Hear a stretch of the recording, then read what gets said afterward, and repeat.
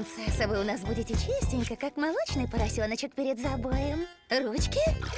О, помню, как отмывала своего бедного Чарли, прежде чем его опустили в могилу. Он ушел от нас в лучший мир. О, да, там у него отличная компания.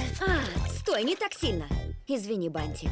Я не хотела показаться бесчувственной, просто я не хочу выходить замуж за богатого принца. Ты должна понять. Но вы принцесса, таков ваш долг. Этот брак призван закрепить наш союз с Бентвудом. Наше королевство богато традициями, зато их королевство богато, богатством. Плюс никто больше что-то не рвется штурмовать ваш замок, принцесса.